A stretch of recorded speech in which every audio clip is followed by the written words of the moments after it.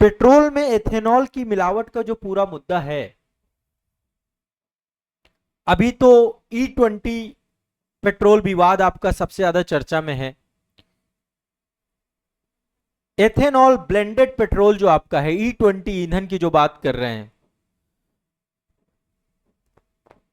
सरकार ने अनिवार्य कर चुके हैं सरकार कि अब जो भी पेट्रोल मिलेगा वो E20 पेट्रोल मिलेगा।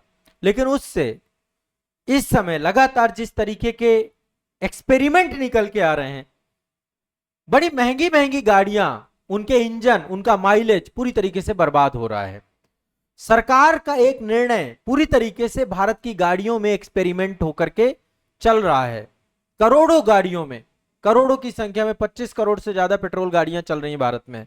उन सब में एक एक्सपेरिमेंट चल रहा है और उस एक्सपेरिमेंट के कारण से अभी देखिए, इससे पहले मैंने एक वीडियो जो बनाया था उसमें E100 की बात हमने की थी। यदि आपने वो वीडियो नहीं देखा तो इस वीडियो के बाद उसको जरूर देखिएगा। E100 में नितिन गडकरी साहब ने कहा कि हम पूरा ही एथेनॉल ही बेचेंगे, गाड़ियों में एथेनॉल ही डाला जाएगा। अब सोचिए E20 से ये हालत है हमारे देश में। आप इस समय सोशल मीडिया में आप बहुत सारे वीडियो देख पा रहे होंगे। तो आज के सेशन में एक बार मैं आपको थोड़ा सा समझाना चाहता हूं, पूरे मुद्दे को समझाना चाहता हूं। देखिए, अभी हाल ही मामला सुप्रीम कोर्ट गया। ये मैटर इतना ज्यादा चर्चा में क्यों है, ये विवाद कैसे बन गया? विवाद का रूप ये तब बना जब सुप्रीम कोर्ट में एक सुनवाई के दौरान बकायदा एफिडेविट में और दलीलों में जो एथेनॉल पॉलिसी हमारी, उसमें एक टर्म्स यूज किया गया एक्सपेरिमेंट का, प्रयोग का। यह शब्द सामने आया कि भारत में सरकार के द्वारा E20 ईंधन के नाम से पूरे के पूरे भारत की गाड़ियों में एक्सपेरिमेंट किया जा रहा है। यानी कि आम जनता की गाड़ियां प्रयोगशाला बन चुकी हैं। और सोशल मीडिया में यह बात बहुत तेजी से फैल गई कि सरकार आम जनता की गाड़ियों पर बिना पूरी टेस्टिंग किए हुए केवल प्रयोग कर रही है। हालांकि बाद में हमारे अटॉर्नी जनरल ने स्पष्ट किया कि एक्सपेरिमेंट शब्द ईंधन की सप्लाई वॉल्यूम के संदर्भ में था, ना कि नीति सुरक्षा के लिए। बाद में वो इससे पीछे भी हट गया इस पूरे शब्द से। ठीक है, अब अभी आगे चल के और कुछ मुद्दों पे अभी बात करेंगे। सोशल मीडिया में कई सारे वीडियो वायरल हो रहे होंगे। सभी लोग जो है अपने गाड़ियों से पेट्रोल को निकाल करके दिखा रहे हैं कि भैया देखिए, इसमें ये एथेनॉल भरा हुआ है, पानी भरा हुआ है। लगातार जितने वाहन चालक हैं और मीडिया वाले भी पहुंच गए हैं अभी इस समय, जहां जहां सर्विस सेंटर हैं, जहां जहां बड़े बड़े, वहां पहुंच चुके हैं। फ्यूल पंप में पहुंच चुके हैं। फ्यूल पंप में आपको पता है पेट्रोल की कीमत, जो E100 पेट्रोल है आपका, XP100, माफ कीजिएगा, E100 नहीं, XP100, यानी जिसका ऑक्टेन नंबर 100 है, जो पेट्रोल है, जो वास्तविक पेट्रोल है जिसमें कोई मिलावट नहीं है, उसकी कीमत 160 रुपए से ज्यादा जा चुकी है। ये तो मिलावट वाला पेट्रोल 102 रुपए पर लीटर मिल रहा है। तो पेट्रोल की कीमत, इसका मुद्दा भी अभी उठ गया कि देश में तो ये तो बहुत बड़ा जो पावर पेट्रोल है ना, जहां पे माइलेज वगैरह सब, जो बिल्कुल प्योर पेट्रोल है। फ्यूल पंप में लोग पहुंच गए हैं, जंग लगे हुए इंजन के पार्ट्स दिखाए जा रहे हैं।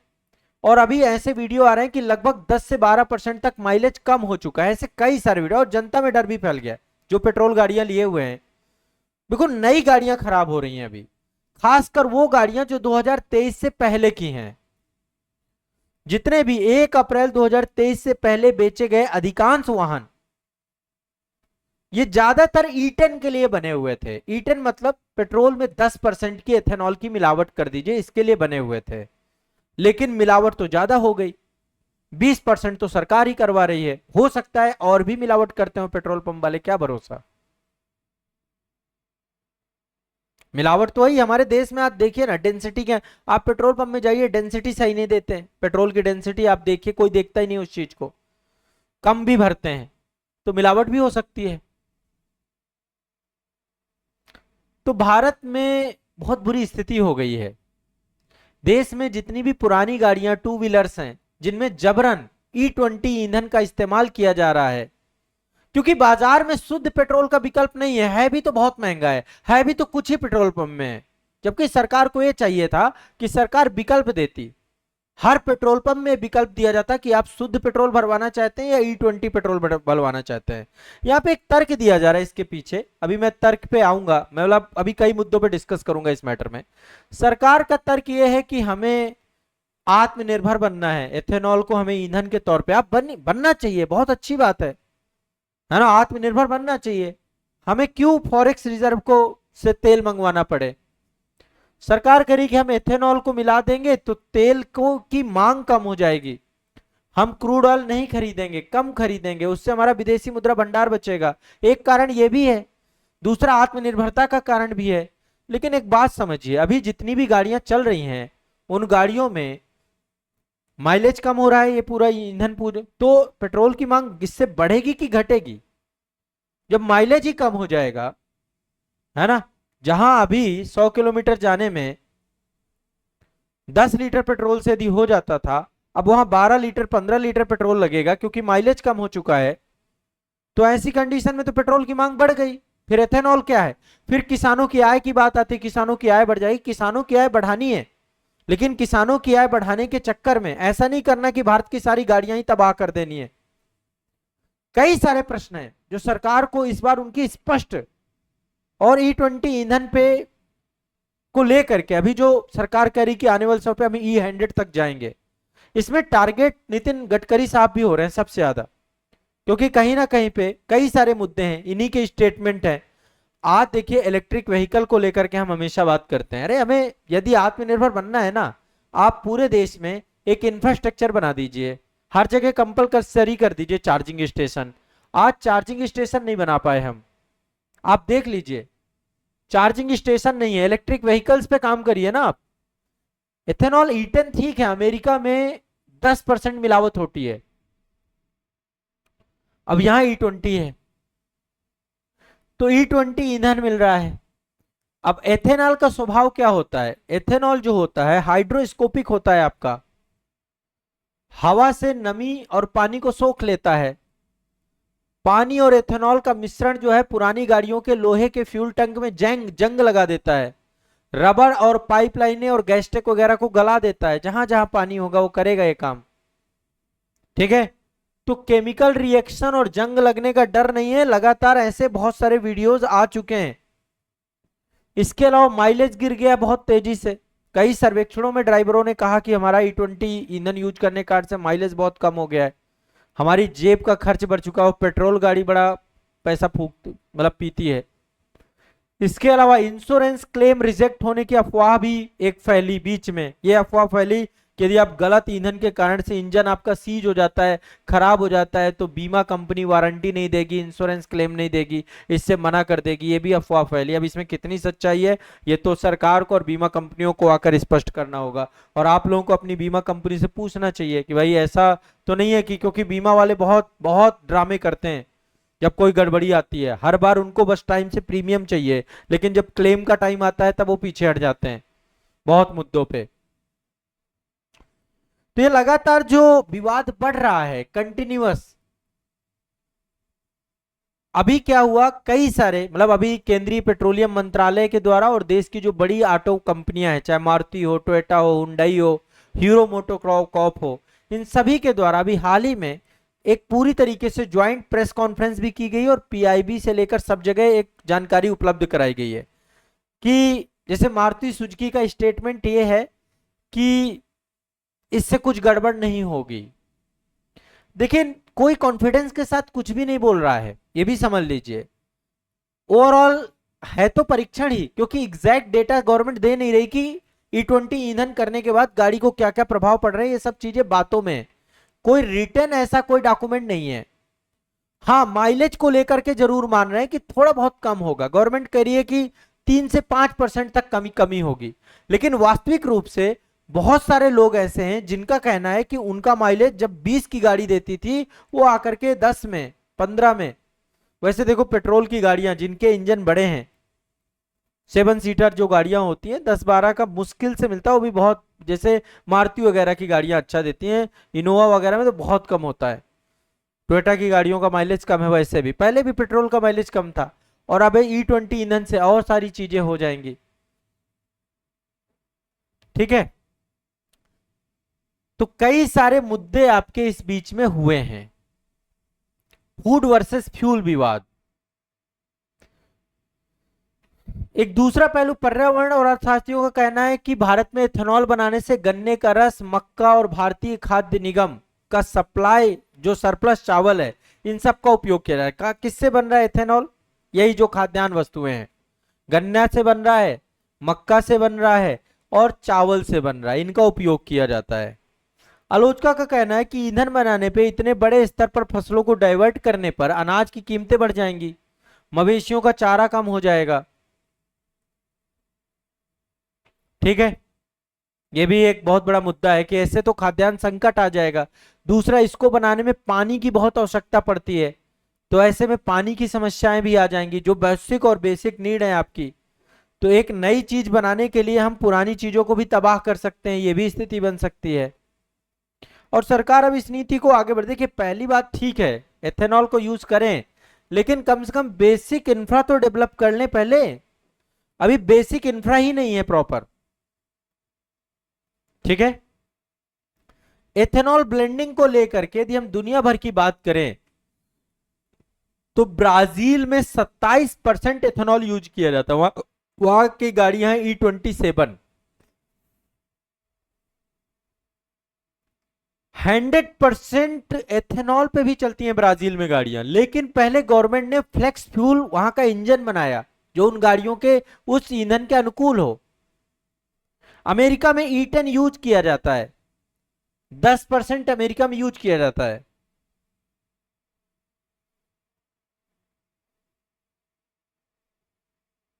समझ रहे हैं बात को? और अभी हाल ही में आपने नितिन गडकरी साहब को सुना ही, उन्होंने कहा कि अब 100% इथेनॉल भारत में भी यूज होगा। इसको लेकर इतना बड़ा मुद्दा चला और इसके कई कारण हैं। सबसे पहली बात, पहला कारण यही है कि वो जो हम सेल्फ इंटरेस्ट की बात करते हैं कि उनके जो दोनों बेटे हैं उनकी जो कंपनियां हैं वो एथेनॉल पे ही काम कर रही हैं और ऐसे में अपना ही बेनिफिट देने के लिए ये पॉलिसी लेकर के आई जा रही है। तो ऐसे तो ये दावा कितना सही है कितना गलत है। इसके अलावा आप देखिए ना, पेट्रोल की कीमतें कम होने के बावजूद भी सरकार कम नहीं कर रही है। सरकार तो मिलावट वाले पेट्रोल की कीमत को भी बिल्कुल ऊंचा उठा करके बेच रही है। सबको लगता है कि पेट्रोल तो 100 रुपए के ऊपर है, लेकिन पेट्रोल तो 150 से भी ज्यादा महंगा हो चुका है। समझ रहे हैं बात को? तो सोशल मीडिया, ऑटोमोबाइल फोरम पे लोग इस नीति के व्यवहारिक नुकसानों को लेकर सरकार का विरोध कर रहे हैं, इंजन खराब होने के खतरे को लेकर विरोध कर रहे हैं, माइलेज की गिरावट को लेकर विरोध कर रहे हैं, महंगे वाहन खरीदने के लिए लोग मजबूर हो रहे हैं। E100 आ जाएगा तो फिर अभी आपको पता है इसको लेकर के आने वाले समय पे फ्लेक्स फ्यूल वाहन भी आ जाएंगे और ये बहुत महंगे होंगे फ्लेक्स फ्यूल वाहन, है ना? तो और लोगों के पास गाड़ियां हैं, गाड़ी लोग एक दिन के लिए नहीं लेता है, 10 से 12 साल लगेंगे पूरी गाड़ियों को रिप्लेस करने में।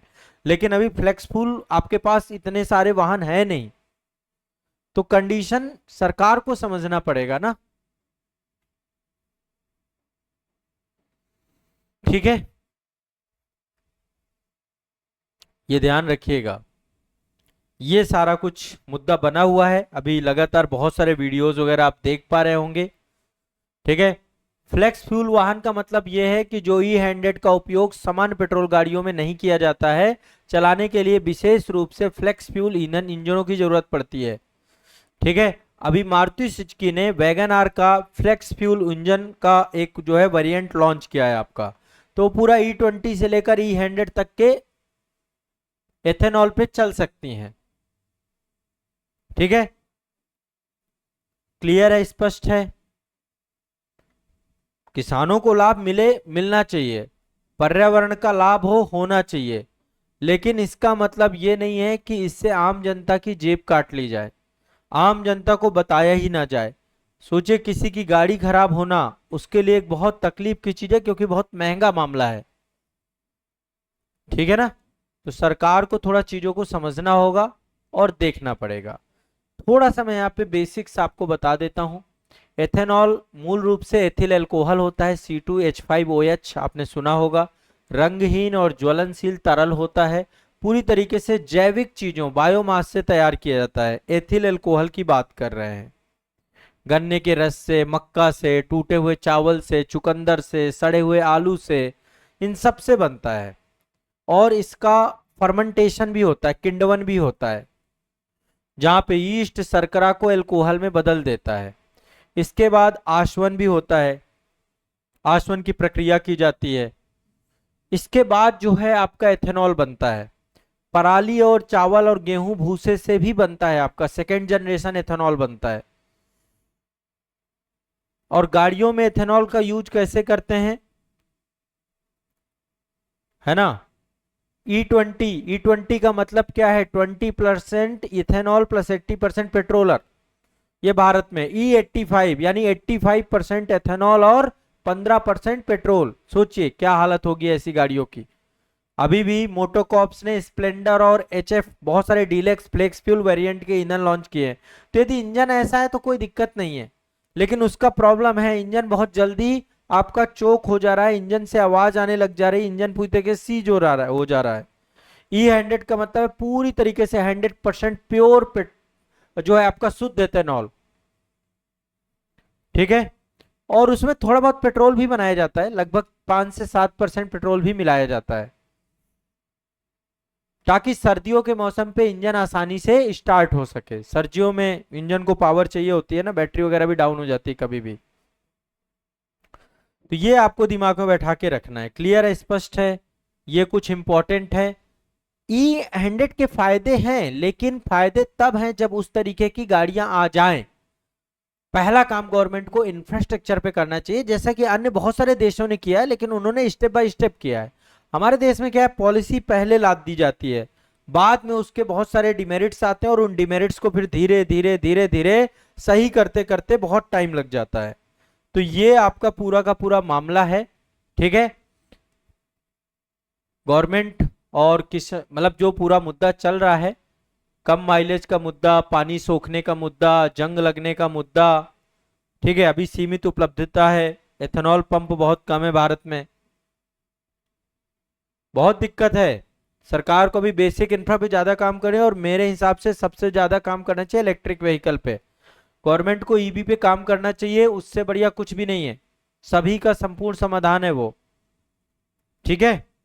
तो ये चीज आप ध्यान रखिएगा सभी बच्चे। क्लियर है, स्पष्ट है? चलिए।